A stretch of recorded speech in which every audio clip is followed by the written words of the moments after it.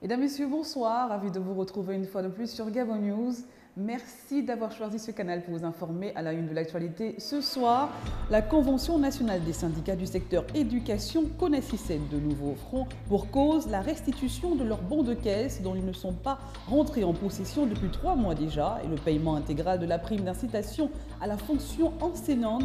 Plus de détails dans cette édition d'information. Après leur marche pacifique de la semaine dernière, les médecins se sont encore illustrés lundi dernier dans la capitale gabonaise en barricadant l'accès au centre hospitalier universitaire de Libreville. Ils réclament la mise en liberté de leur collègue, le docteur Max Fila. C'est un reportage de Kenny Ongori, Martial Tsonga et Refu Toga. Regardez. Portail barricadé, les médecins ont décidé de passer à la vitesse supérieure ce lundi 15 juin au centre hospitalier de Libreville, suite à l'arrestation de leur collègue Max Fila. Vous savez que c'est la suite logique. La suite logique, c'est rentrer en grève. Nous l'avons décidé vendredi.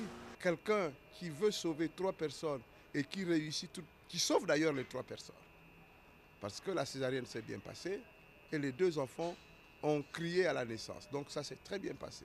Malheureusement, dans l'évolution après la césarienne, la femme a posé quelques problèmes médicaux, mais qui pouvaient être réglés dans un service de réanimation. Et Dr Fila, en bon médecin, a pensé que sa structure n'avait pas la possibilité de garantir une meilleure prise en charge, a référé la parturiente dans un hôpital qui était prêt à le faire. L'hôpital militaire, c'est un grand hôpital qui a un grand plateau technique. Dr Fila reste chez lui 3 mois, 4 mois. On vient lui dire qu'il a un procès au tribunal. Il se présente 4 mois après.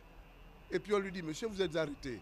C'est une méthode dure, mais l'optique est d'interpeller le gouvernement pour trouver une solution au plus tôt. C'est que Dr Fila sorte de la prison et qu'il soit jugé normalement. Quitte à ce qu'il retourne en prison, on saura pourquoi il est parti en prison. Il sera parti en prison parce qu'on aura établi la relation de cause à effet. Il a tué, il doit aller en prison. Puisque c'est un bandit, puisque c'est un assassin, puisque c'est un criminel.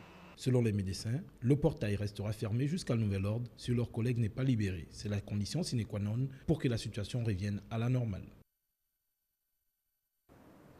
Nouveau sitting, je vous en parlais déjà en titre de la Convention nationale des syndicats du secteur éducation CONACYSED ce lundi 15 juin 2015 au ministère de l'Éducation nationale dans la capitale gabonaise.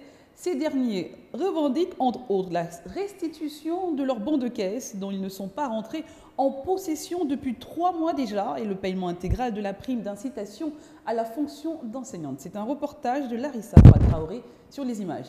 Refu Itoga.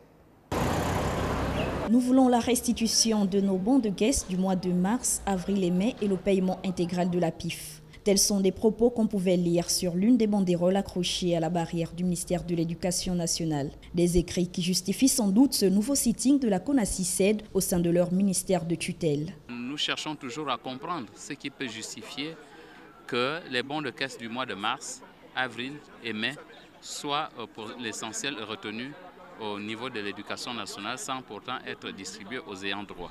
La prime d'incitation à la fonction enseignante, la PIF, qui au terme du décret qui nous l'octroie est distribuée ou doit être versée au plus tard le 31 mai, nous constatons plus de 2 semaines après que cette PIF-là n'est toujours pas payée aux ayants droit.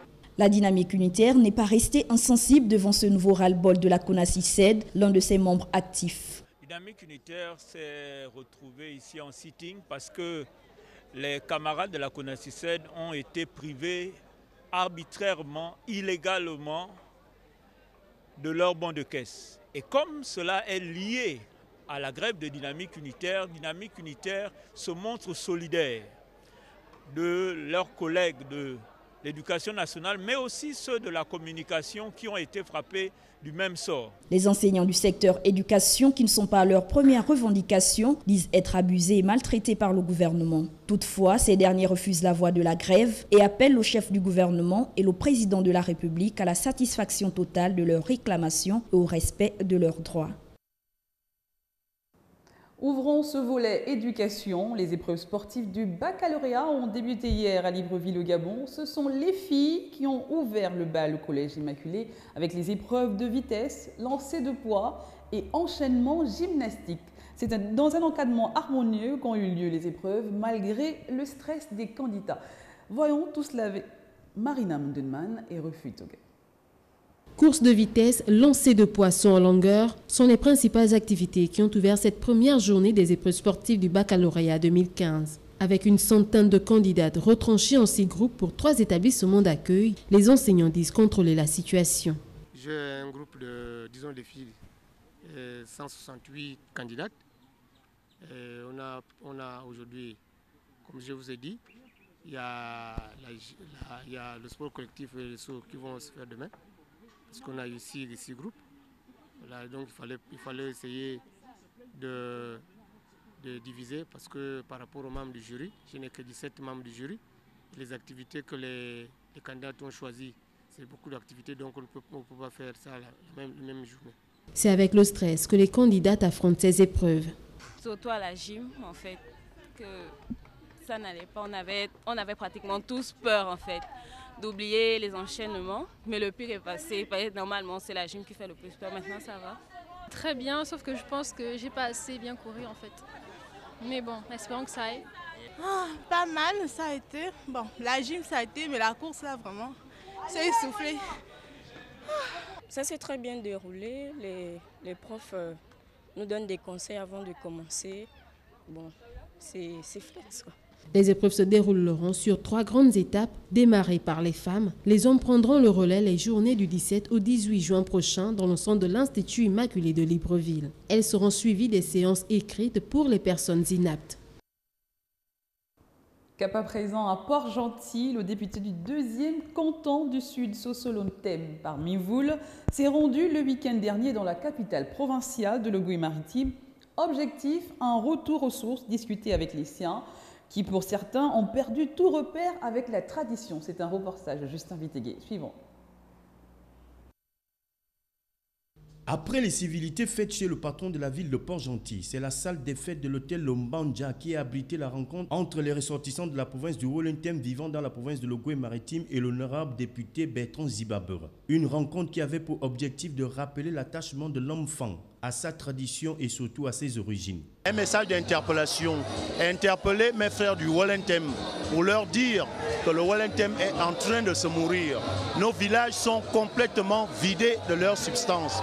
Eux qui sont arrivés ici à Port-Gentil pour des raisons économiques, ils doivent penser à y retourner, à investir, parce que nos villages sont complètement dépeuplés. Aujourd'hui, nous repartons sur de nouvelles bases. La tribu s'est levée, la tribu pense à retourner d'où elle est originaire. Et c'était très important de revoir des visages qui parfois ont passé une petite décennie sans être vus. Ils sont donc venus de tous les coins de la province de l'Ogooué-Maritime. Écoutez leurs députés dont ils ont apprécié l'initiative. Le discours de M. l'honorable, nous l'avions accepté valablement. Et ce qui fait en sorte qu'il nous a demandé de retourner à notre village. Il faut qu'on retourne au village. Même si tu ne vas pas passer toute une vie, tu peux aller de temps en temps débrousser, c'est déjà bien. Un moment très émotionnel qui a laissé le libre arbitre de chacun de pouvoir se remettre en cause et penser à retourner dans son village. Car ne dit-on pas qu'un peuple sans culture est un peuple sans âme? Voilà, c'était là l'essentiel de ce journal. Mais avant, un dernier rappel du titre de ce soir. La Convention nationale des syndicats du secteur éducation connaissait de nouveau front pour cause la restitution de leurs bons de caisse dont ils ne sont pas rentrés en possession depuis 3 mois déjà et le paiement intégral de la prime d'incitation à la fonction enseignante. Voilà, c'est tout pour ce journal. Merci de l'avoir regardé. Vous pouvez revoir ce journal et la suite de nos actualités sur www.gabonnews.com. Je vous souhaite à tous un très bon mardi et à demain.